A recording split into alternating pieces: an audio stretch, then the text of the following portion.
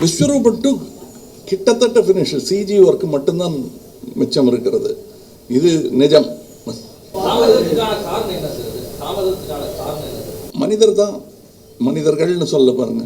அதெல்லாம் இல்லைங்க, நாங்கள் ரெடி ஆகி 1.5 வருஷம் ஆச்சு. அதுக்கு எனக்கு என் கையில் இல்லை. ஏன்னா அது என்னுடைய தயாரிப்பாக இருந்தால் இந்நேரம் சர்ச்சையெல்லாம் கடந்து அது கண்டிப்பாக உங்கள் மடியில் விழுந்து தவழ்ந்து கொண்டிருக்கும். யார் கண்டா விஸ்வரூபம் 3 எடுத்துக்கிட்டு இருப்பேன்.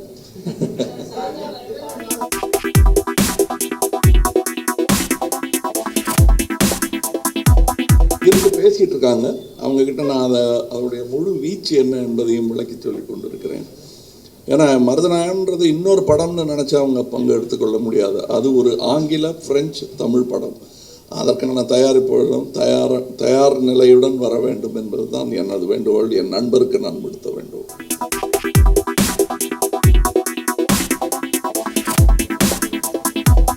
அவங்களுடைய கருத்து படம் பார்த்துட்டு சொல்லுங்க. படம் பார்க்கறதுக்கு முன்னாடி சொல்றது வியாபாரம் என்று தான் நான் நினைக்கிறேன். அது என்ன வியாபாரம்? எங்கிட்ட இருந்து காசு வாங்கினா என்ன, வெளியில இருந்து வாங்கினா என்ன, இல்லை வாங்காமலே இருந்தாலும் இல்லை, அது ஒரு விதமான வியாபாரம். நீங்கள் நேர்மையான ஆளாக இருந்தால் படம் பார்த்து விட்டு சொல்லுங்கள். படம் பார்ப்பதற்கு முன்னாலேயே இப்படி நான் படம் பார்த்தேன் எனக்கு பிடிக்கலன்னு போட்டு காட்டுறதெல்லாம் இனிமேல் பண்ணக்கூடாதுங்கிறது நண்பர்கள் மூலமாக நான் புரிந்து கொண்டேன். அதுக்கு பயப்படுறோம்னு சொல்லிகிட்டே இருக்கக்கூடாது. பேச்சு நீங்கள்லாம் கேர்ஃபுல்லாக இல்லைன்னா பத்திரிகையில் என்ன எழுதலாங்கிறத சொல்ல ஆரம்பிச்சிருவாங்க. உங்களுக்கு கிடைத்திருக்கும் இந்த சுதந்திரம் பல ஆண்டுகளாக பல பத்திரிகையாளர்களின் ஏன் உயிர் தியாகம் கூட செய்து உங்களுக்கு இந்த சுதந்திரத்தை வாங்கி கொடுத்துருக்கிறார்கள். அல்ல, அது தமிழ்நாட்டில் மாத்திரம் இல்லைங்க. நான் அமெரிக்கானோட பேசிகிட்டு இருந்தேன். அவர் சொல்லி நம்மளை மாதிரி அழுகிறதில்ல. ரொம்ப நான் கொஞ்சம் ஜாஸ்தி சொல்லி காட்டிடுறேன்னு நினைக்கிறேன். அவங்களுக்கும் அங்கே நடக்குது. சும்மா இப்போ ஒரு கலந்துரையாடல் பண்ணால் அதுக்கு கேஸ் போட்டு 6 பேர் இருக்காங்க. அதில் 2-3 கெட்ட வார்த்தைகள் சொல்லிட்டீங்கன்னு சொல்லிட்டு அவங்களுக்கு கேஸ் போட்டிருக்காங்க. நடிகையர்லாம் உட்காந்துருக்காங்க. அது இருக்குது. அவங்களுக்கு என்னென்னா பஸ்ஸில் டிக்கெட் வாங்காமல் எப்படியாவது கொஞ்சம் தூரம் அடுத்த ஸ்டாப் வர போய் இறங்கிடணுங்கிறவங்க நிறையா பேர் இருக்காங்க. நியாயமான கோபங்கள், அணுகுமுறை இதுவல்ல. நேராக வந்து பார்த்து படத்தையே எடுக்காமல் மாற்ற முடியும். நான் ஒரு உதாரணம் சொல்கிறேங்க. திரு காந்தியின் கொள்ளுப்பேரன் அவர்கள் நான் ஹேராம் எடுக்கிறேன்னு தெரிஞ்சதும் சந்திக்க வாய்ப்பு வேணும்னாரு. நான் உடனே சரி பார்க்கணுன்னு. அவர் எவ்வளோ தூரத்தில் இருக்குது உங்களுடைய உள்ளே வாங்கன்னு கேட்டேன். இல்லை நான் இங்கேருந்தே பேசிட்டு போகிறேன். எவ்வளோ தூரத்தில் இருக்குது உங்கள் படம்? இல்லை இன்னும் ஆரம்பிக்கலை ஷூட்டிங்க. அப்போ உள்ளே வரேன்னு வந்தார். என்னடா அதுன்னு சொல்லிட்டு உள்ளே வந்ததும், தயவு செய்து இந்த படத்தை எடுக்காதீங்க, நீங்கள் நாத்துராம் கோட்ஸே வேஷம் தானே போடுறீங்க அப்படின்னாரு. இல்லை நீங்கள் எப்படி அதை அப்படி முடிவு பண்ணீங்கன்னு கேட்டேன். இல்லை உங்கள் ரசிகன் நான். அப்படி உங்களுக்கு அந்த எண்ணம் இருந்தது என்றால் நான் உங்களுக்கு கூட ஒரு டெய்லி ஒரு 5 மணி நேரம் எங்கள் கொள்ளுத்தாத்தாவை பற்றி சொல்கிறேன் உங்களுக்கு. நான் வேற ஒன்றும் இல்லை, இந்த படத்தை நீங்கள் எடுக்கிறத கை விட்டுருவீங்கிறது என்னுடைய நம்பிக்கை அப்படின்னு பேசினார். என் கண் கலங்கி விட்டது. நான் சொன்னேன், எனக்கு 1 மணி நேரம் டைம் கொடுங்க. இந்த படத்தை ஏன் எடுத்தே ஆக வேண்டும் என்பதற்கு நீங்கள் எனக்கு வக்காலத்து வாங்குவீங்கன்னு சொன்னேன். அவர் நம்பிக்கை இல்லாமல் தான் என்னுடன் டின்னர் சாப்பிட்டாரு, பேசிகிட்டு இருந்தோம். அதற்கு பிறகு அதுவரை இல்லாத ஒரு காட்சியை நான் இணைத்தேன் அந்த படத்தில், ஹேராம்ங்கிறதுல. காந்தியின் கொள்ளுப்பேரனே அதில் அந்த கதையில் நடிப்பதாக சேர்த்தேன். அதுக்கு அவரும் ஒத்துக்கிட்டு இங்கே நடித்து கொடுத்துட்டு போனார். ஸோ ஒரு படத்துக்கான கருத்து வேறுபாடு வரும்போது இவ்வளவு நெருங்கி எங்களுடன் பேச முடியும். நியாயமான முறையில் பேசினால், நேர்மையான முறையில். காந்திய வழின்னு சொல்லலை நான், இது அவர் வழி. அவர் காந்தி வழியில், அவரும் காந்தி தான்னா கூட அவர் வேறு வழியில் வந்தார் அவர். ஆனால் அது நேர்மையாக பேசி தீர்த்து கொள்ளும்போது, ஒருவேளை அவர் நான் நிஜமாகவே அப்படி ஒரு கருத்துடைய படம் எடுப்பதாக இருந்தால் அந்த 6 மணி நேரம் அவர் கொடுத்துருந்தா ஒருவேளை அவர் என்னை கன்வின்ஸ் பண்ணி கூட இருக்கலாம். அவ்வளவு சாத்தியக்கூறுகள் இருக்கின்றன. மனிதர்கள் ஒருவருடன் ஒருவர் கோர்ட்டில் போய் எதையும் சாதிச்சிட முடியாதுங்கிறதுக்கு எனக்கு பல உதாரணங்கள் இருக்கிறது. எங்கள் வீட்டில் கிட்டத்தட்ட ஒரு 10-15 வக்கீல்கள் இருக்கிறார்கள் உறவினர்களில்.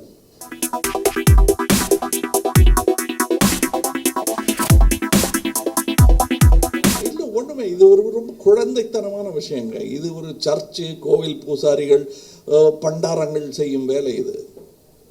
அதை இந்த காலத்தில் செய்ய முடியாது. ஒரு காலத்தில் இட்டாலியில் சர்ச்சு பாதிரியார்கள் தான் சென்சார் போர்டு ரூம் நடத்திக்கிட்டு இருந்தாங்க. மணி அடித்தாங்கன்னா அந்த காட்சியை நீக்கிடணும். இது படமாக கூட வந்தது.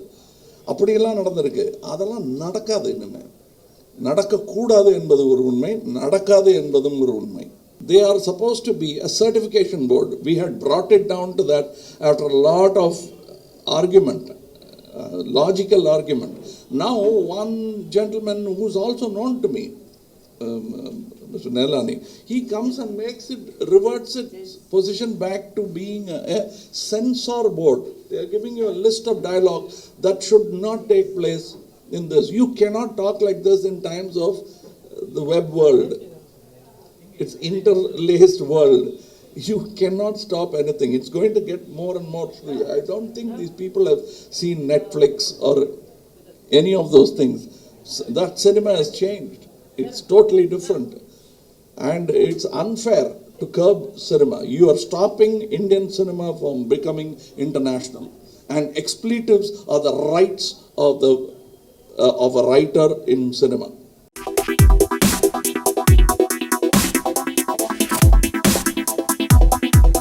டைரக்டர்களையோ திரைக்கதாசிரியர்களையோ நாம் அப்படி பார்க்கறதில்ல. அது எவ்வளோ பெரிய தொழில்நுட்பம் அது. அந்த கேமராவும் தெரிஞ்சிருக்கணும், லைட்டிங்கும் தெரிஞ்சிருக்கணும், அட்லீஸ்ட் ஓரளவாக தெரிந்திருக்கணும், நடிகர்களை இயக்கும் தன்மை வேண்டும். இதெல்லாம் இல்லாமல் அதெல்லாம் ஒரு வருஷத்தில் ஒரு ஷார்ட் ஃபிலிமில் வந்துடுன்னு நினைக்க முடியாது. ஏன்னா பாலச்சந்தர் அவர்களும் நம்ம ஜீனியஸ் என்று சொல்லி போற்றும் கலைஞர்கள் எல்லாம் அப்படி வந்தார்களா என்பதை பார்க்க வேண்டும். அதாவது எந்த பள்ளிக்கூடத்துக்கும் போகலையே, அவங்க அடையார் இன்ஸ்டியூட்டுக்கும் போகலை, பூனா இன்ஸ்டியூட்டுக்கும் போகலை, ஆனால் இன்றைக்கி இயக்குனர் சிகரமாக இருந்துட்டு தானே போனார் அப்படின்னு சொல்லலாம். நான் சொல்லுகிறேன், அவர் கிட்டத்தட்ட 20 வருடம் நாடக அனுபவம். சினிமாவுக்கு வர்றதுக்கு முன்னாடி சின்ன பையன்லேருந்து நாடகம் எழுதிட்டு இருக்காரு. ஒரு காட்சி எப்படி இருக்க வேண்டும் என்பதை விமர்சகனாகவும் ஒரு படைப்பாளியாகவும் இருந்து செய்து பார்த்தவர் அவர். 64 அவருடைய அரங்கேற்றம் சினிமாவில் நிகழ்கிறது. அதுக்கு முன்னாடியே 6 வருஷம் மதிப்பிற்குரிய டைரக்டராக அவர் நாடக உலகில் இருந்திருக்கிறார். அதற்கு பிறகு 2 படம் கதாசிரியராக இருந்திருக்கிறார். அதற்கு பிறகு ஒரு படம் எடுத்திருக்கிறார். அப்போ அதெல்லாம் அவர் தான் முழுமை பெற்று விட்டதாக உணரவில்லை. பாலச்சந்தர் அவர்கள் முழு நிலவாக பிரகாசிக்க ஆரம்பித்தது எனக்கு தெரிந்தவரை வெள்ளி விழா டயத்தும் போது தான் ஆரம்பமாக இருக்குன்னு சொல்லணும்.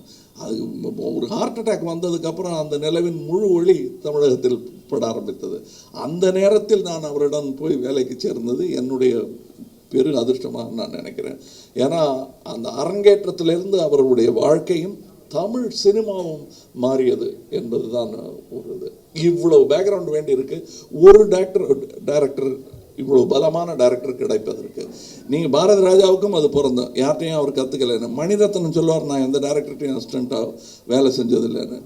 அது அப்படி வேணா இருக்கலாமே தவிர, ஆனால் யாரிடத்திலும் நான் பயிரவில்லை, கற்றுக்கொள்ளவில்லை, பார்த்து தெரிந்து கொள்ளவில்லை என்றால் அது போய் அவர் சொல்ல மாட்டார் அதை. ஆனால் நீங்கள் இருக்கும் இந்த அரங்கத்தில் அவர் பல வெளிநாட்டு சினிமாக்களை பார்த்து கற்றுக்கொண்டிருக்கிறார். எங்களிடத்தில் எல்லாம் பல எழுத்தாளர்களிடம், திரைக்கதாசிரியர்களிடம் அதை ஏன் இப்படி எழுதுறீங்கன்னு பென்சிலை பேக்கெட்டில் வச்சுக்கிட்டு நோட்ஸ் எடுத்துக்கிட்டு போய் வீட்டில் திரைக்கதை எழுதியிருக்கிறார். பாரதி ராஜாவுக்கு தன் திரைக்கதையை படித்து காட்டியிருக்கிறார். இது மாதிரிலாம் பல வாய்ப்புகள் வந்திருக்கின்றன. ஸோ எல்லாருமே மணிரத்னம் பார்க்கும்போது ஒரு சின்ன ஒரு ஷார்ட் ஜஸ்ட் ஆன் மணிரத்னம்னு ஒரு எஸ்ஏ மாதிரி நினச்சிக்கிறாங்க அந்த வாழ்க்கையை. அது அல்ல. கமலஹாசன் டைரக்டர் ஆவதற்கு காலதாமதமானாலும் சரியான நேரத்தில் வந்திருப்பதாகத்தான் எனக்கு தோன்றியது. எனக்கு என் அறிவுக்கு 25 வருட அனுபவம் தேவைப்பட்டது. டைரக்டர் ஆவதற்கு முன்னால் 25 வருடங்கள் தேவைப்பட்டன. எனக்கு அது வந்ததுக்கப்புறம் தான் ஃபுல் கண்ட்ரோல் இருக்கிற மாதிரி எனக்கு தெரிஞ்சுது. 5 வருடத்தில் அதை செய்து விடலாம் என்று நம்புவதே பெரிய விஷயம். இதை ஏன் இவ்வளோ நேரம் எடுத்துகிட்டு சொல்கிறேன்னா, எனக்கு நல்ல டைரக்டர்கள் வந்து வாய்க்க வேண்டும் ஃப்யூச்சரில், அதுக்காக.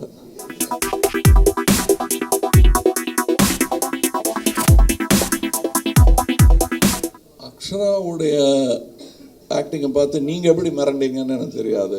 நான் வேறு மாதிரி மிரண்டேன். ஐயோ இன்னும் நல்ல படங்கள் வரணுமே, எனக்கு கிடைத்த மாதிரி நான் பெற்ற இன்பம் இந்த குழந்தைகள் பெற வேண்டுமே என்ற பயம் வந்து விட்டது. ஏன்னா பாலச்சந்திரன் மாதிரி ஒரு டைரக்டர் அவங்களுக்கெல்லாம் கிடைக்கணும். அது எத்தனை வடிவங்களாக பிரிந்து ஒரு கேக்கு அவங்களுக்கு வெட்டி வெட்டி துண்டு துண்டாக கொடுக்க போகிறாங்க. வெவ்வேறு அனுபவங்களாக கிடைக்க போகிறது.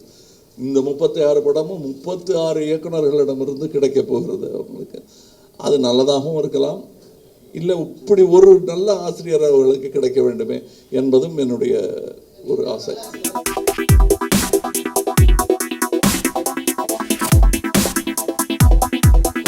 பண்ணலாம்.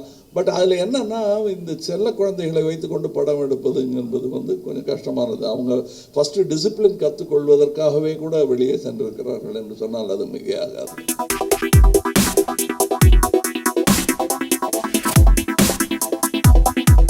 பார்க்கணும். இப்போ நான் வந்து அரங்கேற்றத்தில் நடிக்கும்போது என்னை இந்த கேள்வி கேட்டால் சொல்ல முடியுமா, நல்ல நடிகராக வருவீங்களான்னு?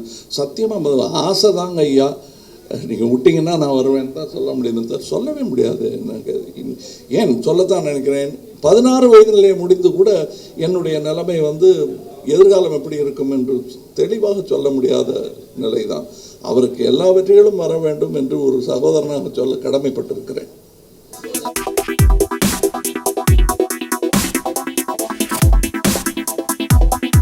தேவைப்பட்டால் எடுத்துட மாட்டோம்மா, நாங்கள் எல்லாம் செய்வோம் நாங்கள். ஆனால் ஏன் இணைந்து நடிக்கலை என்பதை வந்து எம்ஜிஆர் சிவாஜி கிட்ட கூட இத்தனை முறை கேட்டிருக்க மாட்டாங்கன்னு நினைக்கிறேன். நன்றி நன்றி, அதை நாங்கள் மனசில் வச்சுக்கிறோம்.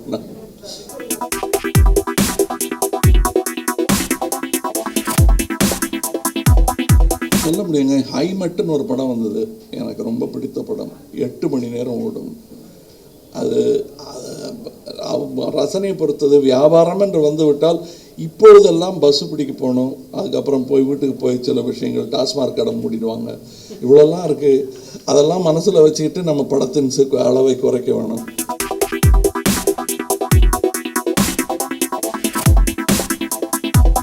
தொடர்ந்து செய்துக்கிட்டே இருக்காங்க. அரசின் உதவியும் கிடைத்தால் நன்றாக இருக்கும், எதிர்பார்த்து கொண்டிருக்கிறோம். அது அவங்களும் ஒத்துழைப்பு கொடுத்தாங்கன்னா எங்களுக்கு இன்னும் நிறைய பேர், ஏன்னா தனியாக ஒரு ஆள் செய்திட முடியாது. ஒரு தனி மனிதன் நினைப்பதை விட ஒரு அரசு நினைத்தால் நடக்கக்கூடியது அதிகம். Just letting us to go, giving us permissions to go clean the ponds and other things. We have qualified people who can clean ponds, but I think we are approaching them in the proper manner, but I wish they would be, all their permissions will be expedited so that we could get on with the jobs.